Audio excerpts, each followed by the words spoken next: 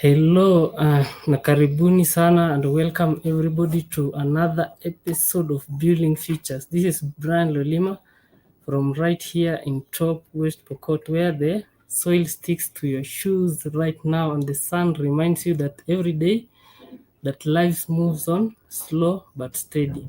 Today we are not rushing anywhere, just three of us sitting like we do after a long day in the fields or fixing a pod or a bag somewhere. So maybe with me are two people who feel like family to me because we have been working together for a long time. I will introduce Chisimbur, the voice that turns a quiet idea into a fire everywhere. He lights up a fire. Everyone wants to gather around. So Chisambur and joining us shortly will be Hezron Rotich, the one who can debug code while telling a story that makes you forget even that bug even exists. So, Chesembur, the floor is yours. But yesterday was Giving Tuesday, and you know what? It got me thinking. The world spent billions on giving, but most of it chases headlines or quick wins. But we are not like that. We are building tech that doesn't ask for a thank you or a tax write-off. So it just shows up for people when the power flickers out or the signal drops. Oh yes, it's like the match design Hezron was tweaking this morning. Simple shirt design and bags from local hands meant to carry our stories across borders without losing the dust from home. So let's lean into let's lean into that today. Tech that puts people first. So every time, Hezron and Chisimbur, I can see Hezron has joined us. That's really nice. So habari zenu? Yeah, hello, beautiful people. Welcome to the Project Unity broadcast.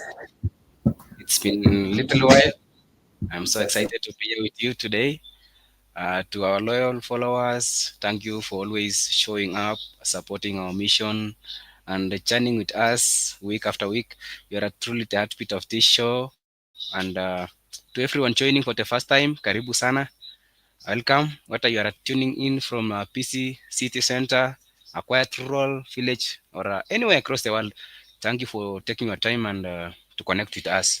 So, this podcast is where we bring real stories, real challenges, and real hope from our communities. And together we can explore how technology, opportunity, and human courage are writing the future. So, I'm honored to be your guest today with my colleague Esron. We have an inspiring conversation lined up for you. So settle in, breathe, and let's walk this journey together. So thank you so much, Brian, for having me on board. Yes, habari zenu from the golden hills of West Pokot, that is top. I'm Hezron Rotich, and thank you, Mr. Brian and Chisimur. Once again, we are here. I think it's my fourth or fifth time on this fire podcast, and it feels like home every single time that I join this podcast. Yes, uh, we are thrilled to share with you, our followers, what we have in store. Today, we are diving deep into the building tech for people, not just for profit, straight from Project Trinity's heart. You know, we always say the when you hear someone say, at the heart of our mission is the pod. So this is the Project Trinity's beating heart. Our mission, bridging that massive digital divide with only solar powered hubs. These portable online development centers have been a game changer. It's because we have high speed internet, satellite internet in the world's remotest spots. You can imagine that it's a really remote place, but we have internet access. Yes, and yeah, thank you. That's That's really amazing. You can hear from my guests that they are really pumped up for today's conversation. So, yesterday was Giving Tuesday. I don't know what, maybe you can share a small give from Giving Tuesday that stuck with you, maybe. And why does it remind you you are on the right path right here in West Pokot?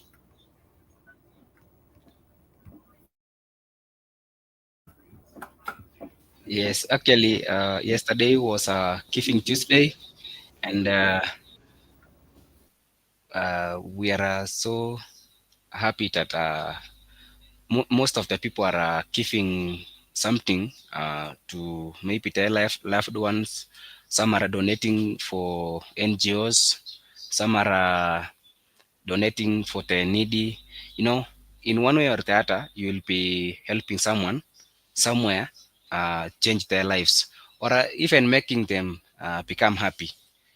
For example, I remember one time here in my village, there was one time when there was a lot of drought, and you know what I mean when I say drought and famine. That's when the crops are not doing well. The cows the cows die if because there will not be grass to graze. So at that time there was this woman uh, whom in one way or the other, God had placed her on the previous season, and she had a lot of stock in the store, in the granary. So this woman was, she really helped the community. She was donating to those who really didn't have, and for those who had a small amount, she could not uh, give them a high price. So when we say giving, for the like of the Giving Tuesday, like for the yesterday. So that means it is a very strong thing because you'll be able to help someone uh, have something at a time that they do not really have or they do not have. So Giving Tuesday is a time to reflect on others, remembering others, and also sharing what we have. So, Esron, I don't know what you think about the Giving Tuesday.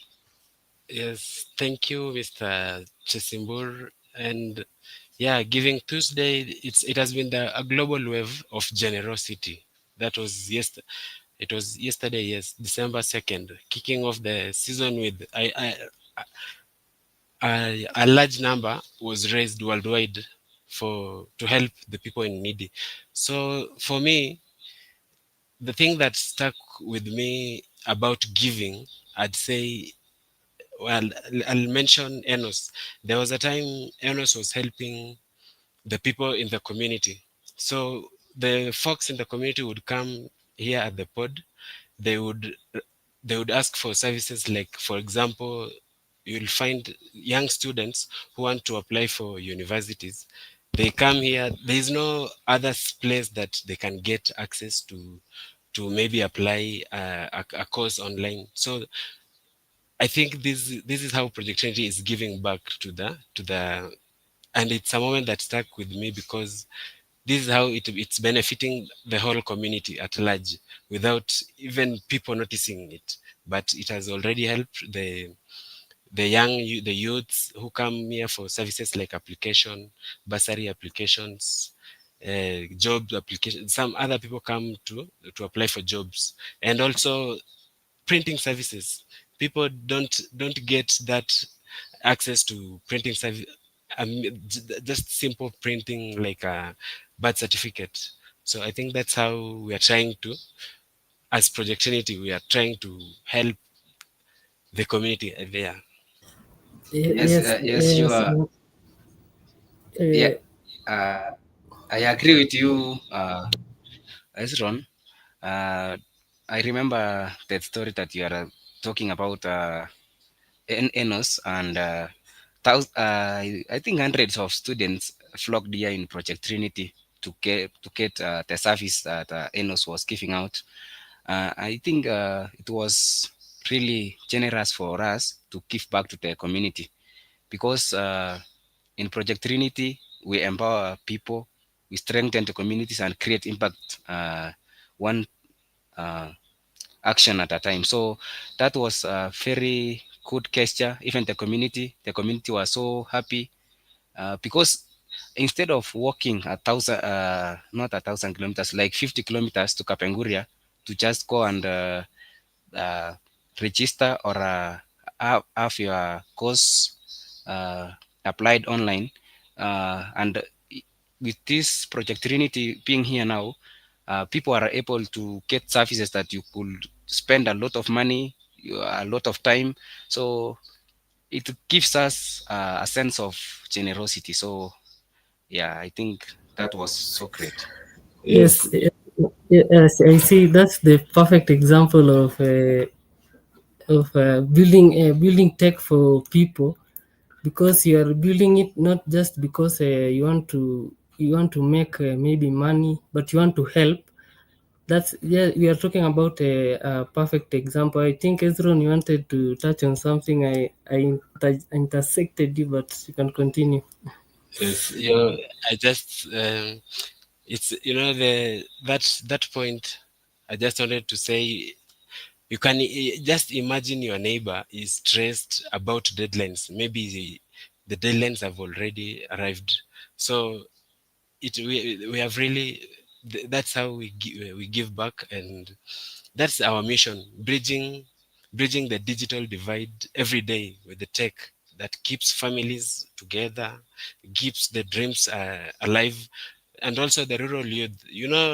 Right now we the associates, we are, the way the young people in this community of ours, the way they view us, we also, I think it's also a way of giving back, because we are mentoring our fellow youths. Not We are showing them that you can also get a path in technology, and get access to job opportunities globally. There's nothing that will there's no barrier to that. Yes, Esron.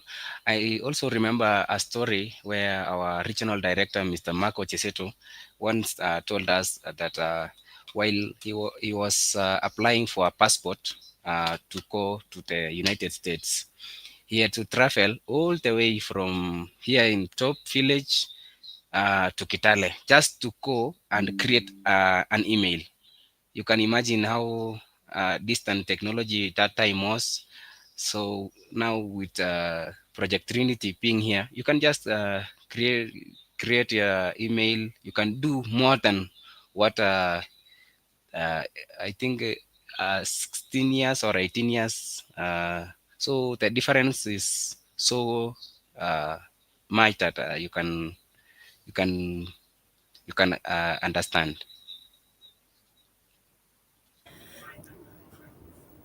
Yes, yes. Team, you're on the right track. I think you've come up with a very good topic. Giving Tuesday as brought us to this discussion, which touches on our theme of building tech for people, not for riches or something. So, as you can see, my audience from my guest story, you can see how tech, even if it's a small issue, it touches a community, and you can see how tech can uplift us, and how we can move forward with it. So that story is really amazing. And what I can say personally is, for me, we manage, let's say, donations that comes in yesterday. So there is a funny incident where there was a multiple, maybe somebody was trying to donate multiple times, but he doesn't know how to do it. So it came in as a bug. So my administrator was asking me, what's not happening with the with the donations page. Is somebody is trying to give, but it's not going through. So, but that's a funny tech. How funny tech on tech on tech. If you get it. Yes, So, yes. everyone, I can see you're smiling. I understand. And from that incident, as developers, it brings chaos. You begin to wonder, is it a possible incident, like a cyber attack incident, or yeah, it triggers your it Yes, makes you. yes, it makes you be alert. Yes, and but it's really amazing. We need to be alert like that. So, Chesimbura, I know you're a tech guy. Tech guy. Can you Yes, maybe what could be a tech if something happened to you like that? yes. It is good to worry because from statistics from last year, it says that billions of money were donated. So to that person that you are managing the website, and they don't. I think a lot of people are donating to that account. That's why it seemed that there was something that was happening. But it's just that most of the people are donating. That's why there was.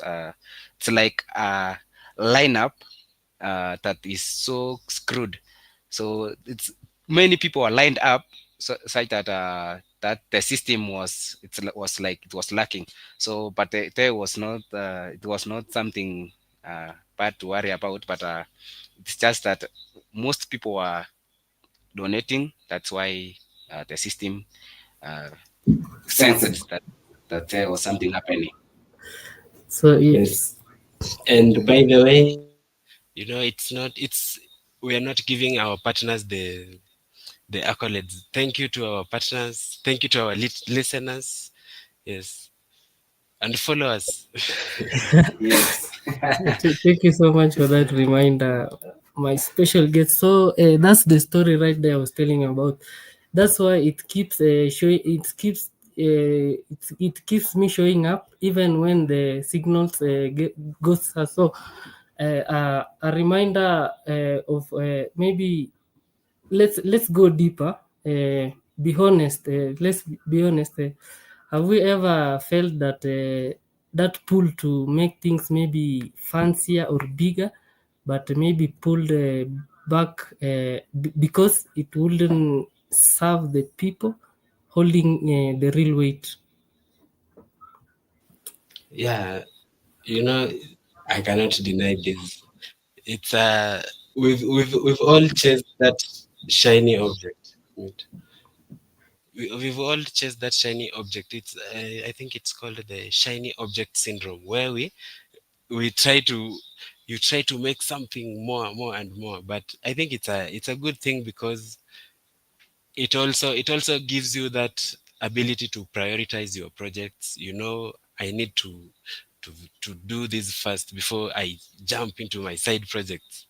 I know we always we always do those kinds of projects where like that time when we were working on the monitoring dashboard. Then we would come up with ideas, and those ideas, I think they mostly come when you hit a bug. So you try to solve the bug, and when it seems like it's not working, you tend to think about other projects, trying to take yourself away from the main project. But I have encountered this. Yes, Yes. Ezron, I think that is you are right. It is easy to look at flashy apps, trendy texts, uh, or tools. For example, everyone is going for the iPhone 17. You know, yes, or a chance to earn a quick income, and think maybe this is the way to go. Especially when you see other people getting excited about it. because most of the time, maybe you see it on social media, they are advertising. So you also want, you also get excited. But then when we step back and ask ourselves, does it actually help our community? eh? Buying that iPhone 17 for more than 100,000 Kenyan shillings, you know. And almost every time the answer is no. The community does not need the flashiest app or the newest gadget, you know. They need a practical solution that make life easier, safer, and maybe more sustainable. Things like mobile payment tools for farmers, you know, simple digital records for small businesses, or online guides that helps their teachers and students. So yes, the temptation is there, but every time we focus on the real needs of the people around us, we are reminded that we are reminded why we do what we do. So honestly, that focus, building for people, not just for profit, is what keeps the work meaningful and the community thriving. So Esron, I agree with you. Yes, Hezron, you have, first of all, you have touched on something very, and you have made me thought back. We were chasing, we had big dreams. We said, let's make our own LLM from scratch. I can say that we were chasing a fancier or a bigger picture, but if we could make it, we could be maybe the first, maybe in this greater part of the world to make, I think, an LLM. Because yes, so I think, but we keep on pushing. I think one day let's just this fancier stuff, but let it be helpful to the communities, like how Chesembur was saying. I cannot buy an iPhone 17, and and yet I don't have a, my farm is not well. I cannot use that phone to maybe help me with my farm or what. That will be a fancy tool for maybe taking photos, videos. Let me develop systems, tech system, that drone systems that will help me monitor maybe my crops, or maybe apps that could help me monitor my livestock, maybe health issues. Yes, and that's part of my dream. Maybe one day I want to make maybe a tool that can help farmers, maybe if livestock diseases, if they have stress, maybe I know you are tech guys and you know this, but I don't want to go into technical parts because we have audience who, whom we must yes. So to our audience, thank you so much for for your time listening to us. This is just us talking about our future. That's building tech to help people, not just for riches. So my guest, anything else? Yes, on that matter that we have been discussing, I think what really pulled us back is the mission and the vision that Project Trinity has. That is building products that empowers the community directly. And by the way, it's not just happening here in Kenya, West Pokot, but also we have another center in Haiti. So the thing that pulls us back and try to build the products that, we always say that solves the problem in the communities. So the vision and the mission of Project Trinity is, I think, is what always gives us that path to always work on solutions that benefits the community, benefits the youths, the local youths, the youths who has less access to opportunities, like the you know in urban centers. It's more, it's you'll find a computer more easily than in such places. And yeah. It's true, and Ezron, I agree with you. Most of the rural communities, it's not that they do not like to work, or they are lazy. most of the time it's just that the lack of opportunity. The opportunity is not favoring them because most of the time, even they are very creative. Most of the time, they are creative, but they have not been given the chance or the information uh, regarding most of the time of the marketing their creativity. So with Project Trinity and technological hubs like Project Trinity, most of the communities will now get an opportunity to expand their markets, get information, get connection with the outside world. When you are living in a one rural community, you cannot know what is happening all over the world. So when with this technology now, because with this recent technology, people can get to connect with buyers all over the world. So it is easy now. So talking of this important topic is very important, my two amazing people, and also to our followers who are following us along. So yeah. Yes, and you can imagine it's only the pods where we began with the pods. So and to our listeners here in top, the construction is going on for a bigger workspace. So you can imagine with that bigger workspace, what will what will we achieve? It will be something bigger with only the few of us that are already inside. So imagine the other youths within our community. It will be really beneficial to all of us. It's the heart of what we are pouring into maybe that top foundation right now, layer by layer, like we capture it in the build. So in the build up, no photos, but not for photos, but for kids who will one day walk these floors that we will be working on. So tell me one small thing you have built or fixed that nobody celebrates on maybe socials, but has changed maybe someone's life or made life quite amazing. Oh wow, that's very simple. And you remember I don't know if our viewers and followers really, but I think we once posted about it. There's our community engagement team rolled out this game-changing soil testing equipment. I know you guys remember it. So this small piece of tech, this is a remote.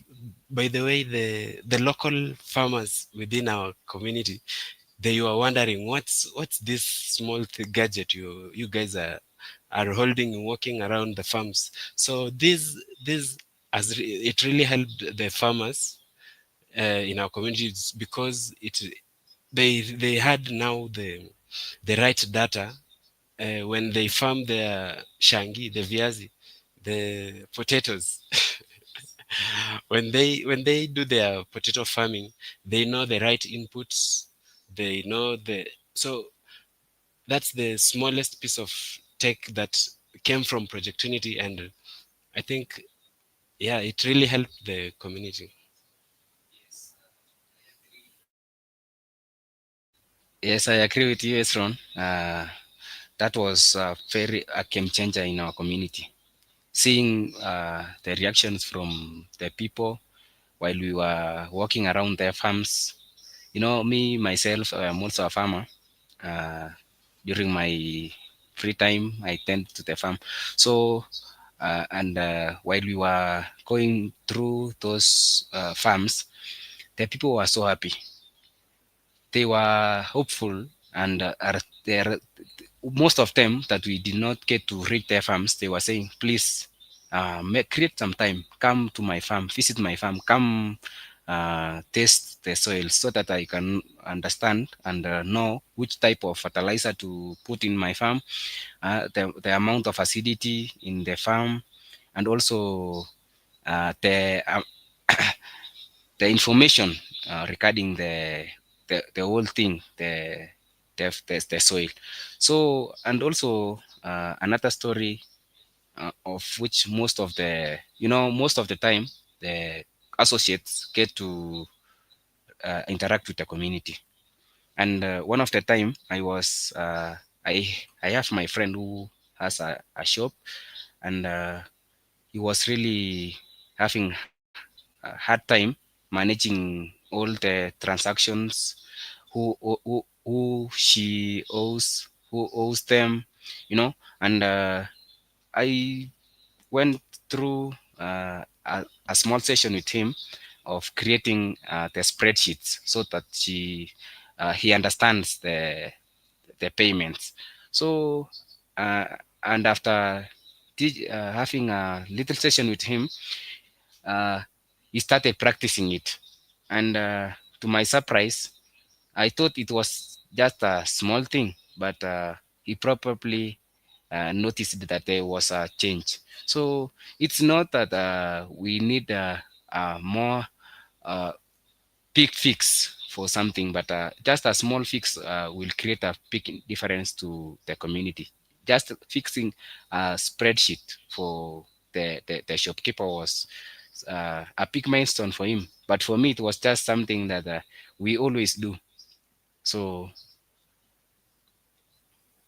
it is great that we get to have an impact on the community. True, very true. That's the true Trinity vision, firing on all angles, and it's not flashy demos, but the real saves to strengthen the local market, the local community, the local person in the villages. So that's how we weave the take into the daily resilience of our our communities. Yeah. Yes, that's really true. It's all about empowering the community with the right tools. So I know of late we have not been active in that sector, but as you know, it's not a planting season here in Top or around this area. But a farmer listening to us now, you can reach us out. You come to us. Tell us you want to know the pH of my soil, the fertility level, maybe the moisture, humidity. Just for the records, you can reach us out. You know where to find us. Top center. You'll just see a ICT hub there. So welcome, and we'll help you with that. But for next year, maybe we'll have bigger plans for you. Maybe we'll have better gadgets. That's now where we'll show you how AI works, because we'll have the tools. We'll have everything from maybe from the farm. We will take the sample from the farm. We come, we analyze, and then it will be a very, let's say, a system, farming system, but that will come up with. So I think Hezron, that will be maybe our biggest project next year. What's your Yes, take on that? yes. Also, Brian, to keep it on record, is Project Trinity is a global organization. So we are also found in Haiti, and also we for next year we will have some bigger plans also for the Haiti community. We'll get to create something powerful for the community also in Haiti, and more, because it is some Project Trinity is not for one place. It is expanding year by year for more communities, more countries. So we are coming for more. Yes. And on the matter about the technology and the farmers, so you can imagine about when we fully utilize AI. to help us predict, make predictions, uh, and when we fully get to utilize the power of AI in our in let's say in the agricultural sector, within our community will really benefit, because the yields will skyrocket, of course, yeah. And also, So, yeah, remember the other project that we are working on, and it's called, is it animal or farm products. It so our farmers will not lack a market, because we will establish a marketplace that they can sell to anywhere in the world, any part of the world. Yes, that's it's really true because as I've told you, we want to start maybe a farming system. That's yes. you see, we come from the farm. You know, your farm is you plant this way. You have those produce. And if you have those produce, we have maybe we can look for you a market. We have a app maybe that can sell your produce, and that app maybe can function as an online shop that you can get maybe produce for your farm. So you can see it will be a fully fledged farming system, right from the farm to the shops, to the everybody will benefit, and I think it will be very interesting, and it will be a very great project.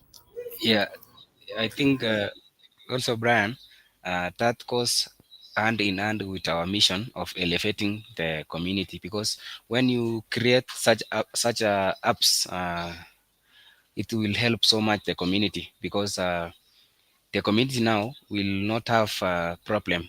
It will be them now getting to the farms and working, knowing that their produce will get they will get, first of all, great yields, and after great yields they will get the market. You know, that will be a big empowerment to the community.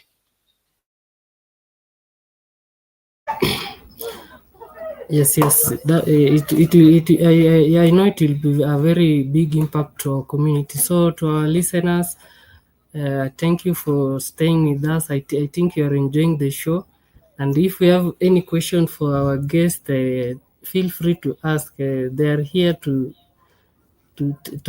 talk to you and tell you maybe something about tech, or maybe life, day to day life. So feel free to ask those questions. So for me, my guest, I like asking questions. So Yeah, so in we are ready. We are ready. so 10 years, let's say 10 years out, what do you see, who do you see owning the tools maybe we are shaping today? Is it us, the community gathering around them, or are we letting some big outside maybe take our wheel and use it as for his own purposes? Yeah, honestly, Mr. Brian, 10 years from now, the tech we are building should belong to the community first and foremost. Here is why I think the community will now be uh, the one owning it. You know, big companies can come and go. For example, the companies that come to build the roads, when the contract is over, they just go. So, and they are a profit driven. They have profit driven agendas. So they often leave gaps uh, in the community. But if the community now owns the tech, for example, this Project Trinity, the platform now, the tools, the knowledge, it stays relevant, it stays accessible, and it stays sustainable. So people now can adapt to it, they can improve it, and use it in ways that they can actually fit in their daily lives. So, of course, partnerships with global companies is useful and it's helpful. They bring resources, they bring expertise and scale. But now the ownership, the real power should stay local. So that way, 10 years from now, the village, the youth, the families who rely on this technology will still be in control of it.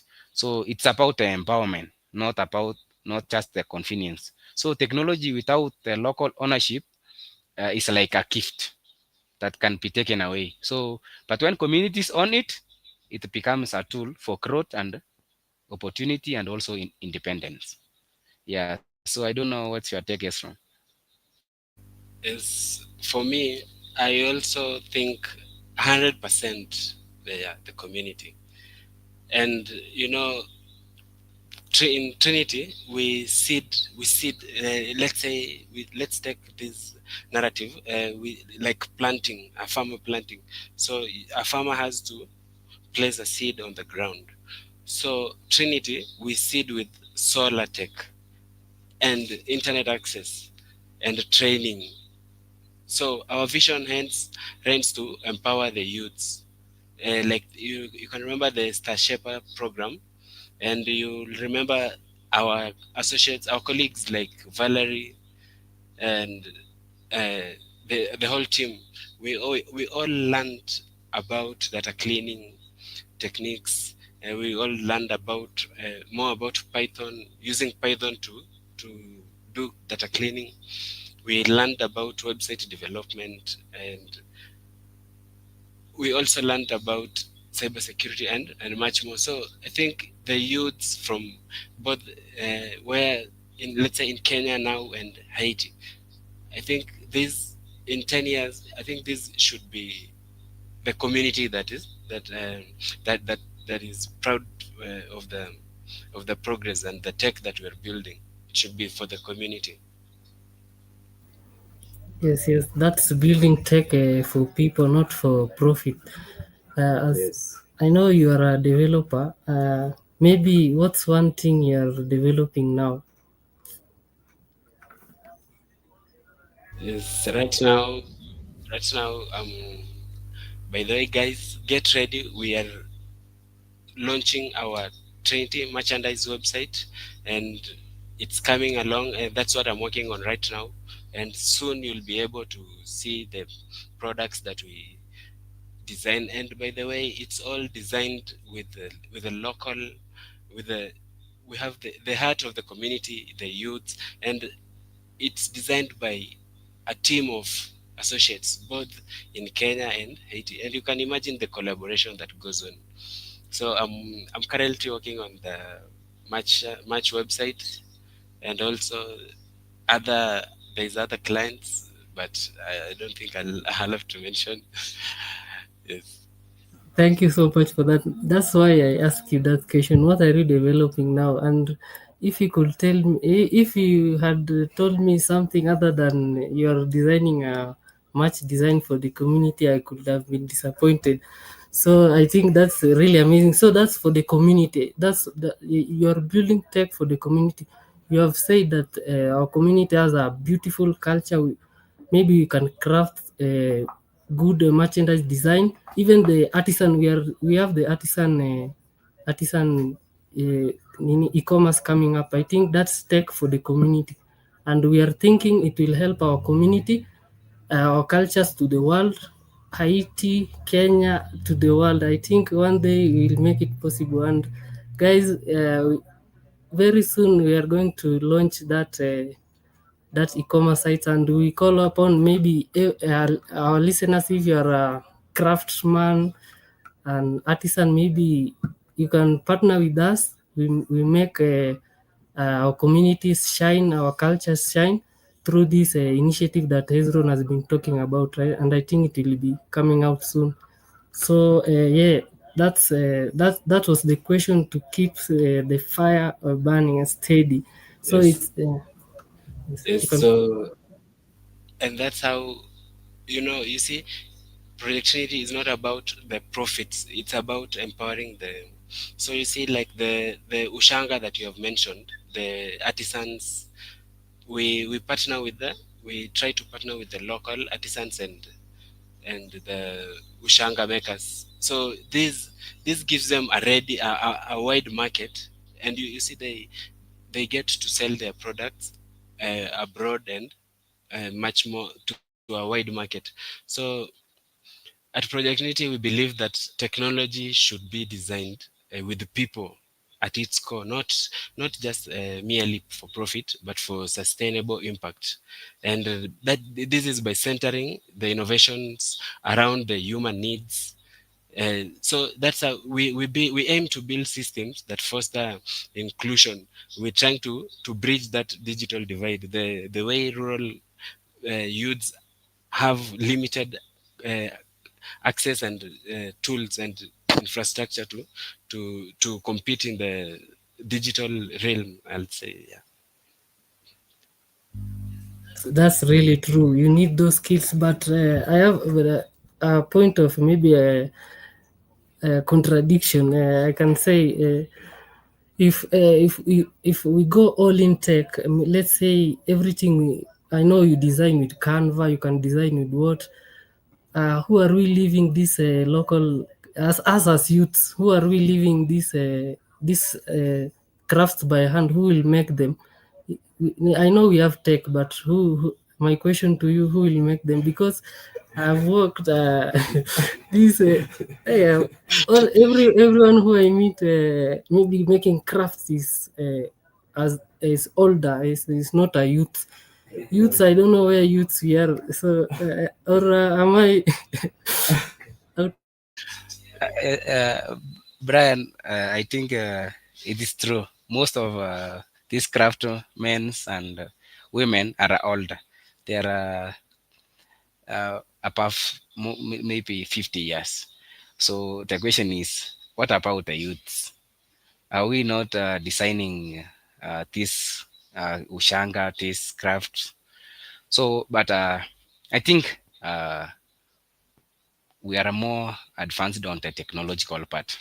It's not we are not going the traditional way, although it's good now that we market those. Most of the craftsmen are they are talented, they are naturally talented. Crafting that ushanga, it's not something that you can go to class and learn. It is something more of what was it called, the one that you learn from someone, and then yeah, By yeah, observing. by observing and doing it. So most of the time we the youths are focused on the technological part. So it's now good that we get to the community, we the youths that have learned on the technological tools, so that we market on the items that have been created, and we create an impact on the community. It's not a must that you yourself have to do it, but you can impact someone by sourcing a market for them, you know, and all in all, you'll be creating an impact. Let me try to answer Brian from my perspective. I'll not say that the youths are not in craft or doing those the craft and art. I think the challenge maybe came because there was limited market, and maybe I'd say we the youths maybe we had little knowledge or little information, uh, but now this is where we come, because we help with the marketing and trying to find the market for. And by the way, the this platform that we are going to build and make sure I know it will be by next year, it will be done. It will also empower the youths who are into creative designs like the artworks. So I think we'll bring them slowly by slowly. Yes, now you have come out good. Yes, let's make this platform, but let's encourage these youths. We develop this craft also. Let's not leave it for. Let's maybe we learn it from our forefathers. That's how we'll keep our traditions going. Let's not just dream about iPhone 17s and MacBooks. And Yes, by the Brian. way, you know, the good thing about Project Trinity is we value the culture, we value the Haitian culture, we value the Pokot culture. So we don't leave the culture behind. We we create awareness so that it can be widely known, and also the youth can feel the yeah. Yes, also, Ezron, while now the market will be available, uh, people will not see this making this ushanga or crafts as something that is an odd job. When there is availability of market, people now will be will tend more will consider it as a full-time job, you know when there is market. But when you will have created more than 100 items and there is no one piece is being sold, that's when you lose interest, and now you can focus on maybe another project. That is straight up fire conversation, guys. I'm on fire. We are on fire. So that's straight truth. That's why we are under these skies, like the purpose-driven shots. Our associates posing to reflect, as you can see on our social media handles, and I know you'll follow us Yes. there so that you can meet us, see what we do in daily life. So thank you so much. Maybe if we could pour everything into fixing maybe just one real egg for folks like maybe your neighbors, maybe what will it be and why that one? Pardon,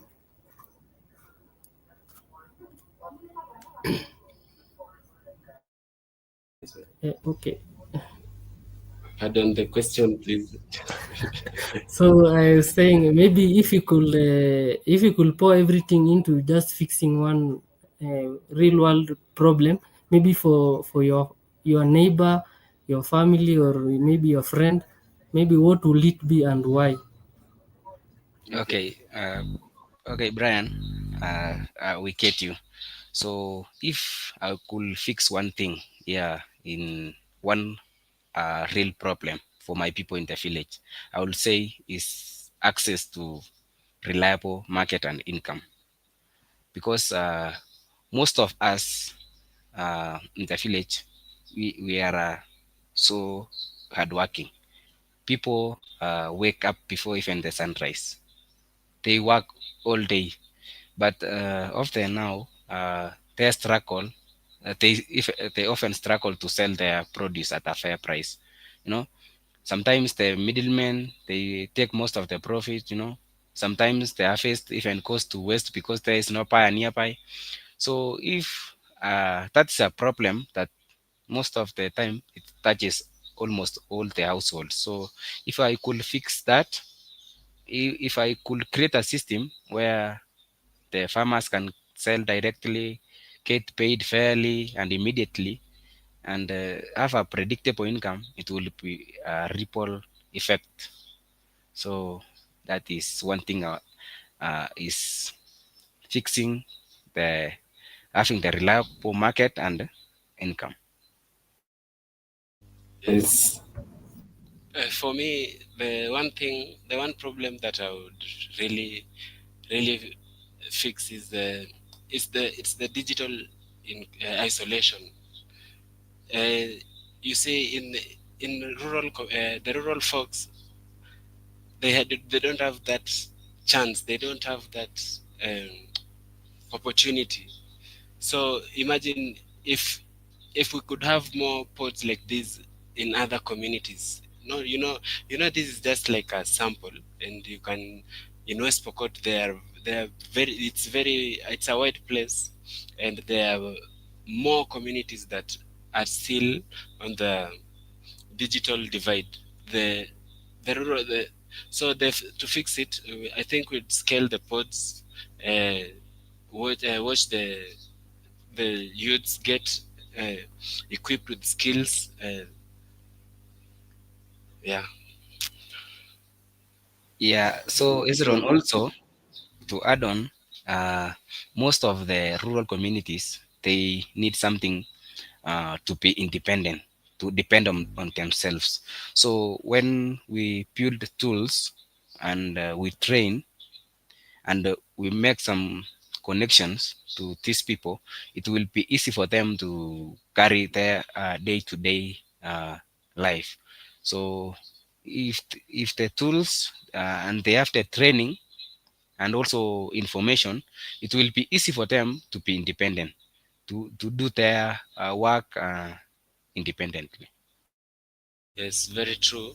So you'll see like in West Pokot and also in Haiti, Haiti is prone to maybe earthquakes and that cyclone, those natural disasters, and so you'll see that infrastructure often gets destroyed, and a high percentage of youths are are in poverty. Not just youths, but a high percentage of the population are in poverty. And but that's where our hubs, the Trinity hubs, come.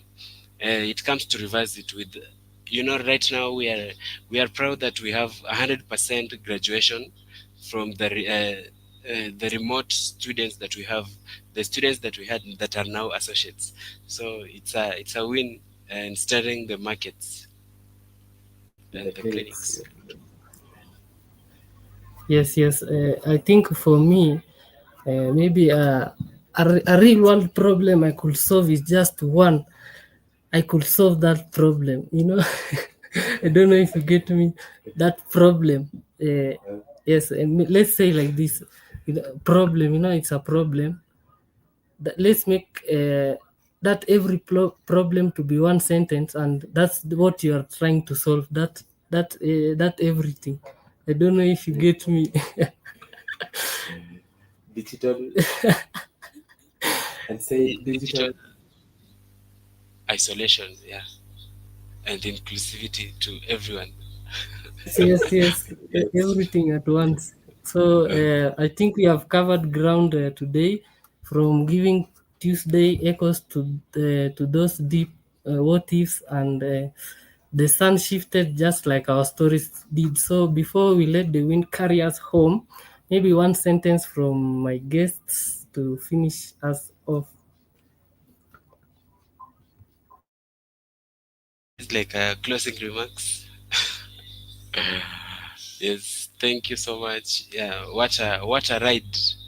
By the way, the questions I think we'll have to answer them the next episode. So by the way, thank you so much. Thank you for listening. Follow Project Trinity, share, and learn with us. Yeah. Yes, so thank you to everyone who tuned in from the cities, from the hills, from diaspora, from the villages. Your presence, your comments, your energy, and your support fuel this conversation every week. So let's keep walking this journey together as we build tech that lifts real problem, solves real problems, and opens real opportunities. So don't miss next week's podcast, same time, same place. So until then, stay inspired, stay learning, and stay future ready now. Yes, let's turn those what ifs into watch this. Yes. No pari, no pari. No, No No pare. pari. No pare. So Hezron Yeah. Chesembur, asanteni sana from the Toy Lab. We didn't chase answers today. We chased the why behind it all. So the kind that sticks to our mind. So from tweaking match design that lift local hands to foundation rising for tomorrow's dreamers. This is tech with soul, not spreadsheet. To everyone tuning in, maybe from the village Samba, a city flat, or halfway across the world, if a story has sparked something, share it, voice note us, tag us, a friend, maybe follow us at Project Unity for raw updates. So the quiet wins, like let's say Mercy's network magic of scheduling our meetings and everything. So big up to you, Mercy, and I need to shout out to you. So this is Brian Lolima, still sitting here with two brothers who remind me tech isn't about screens, it's about faces behind them. Keep it human, keep it here, keep giving like yesterday was a Tuesday, but every day. So asanteni sana, tutaonana tena. Bye bye. We love you. Yeah.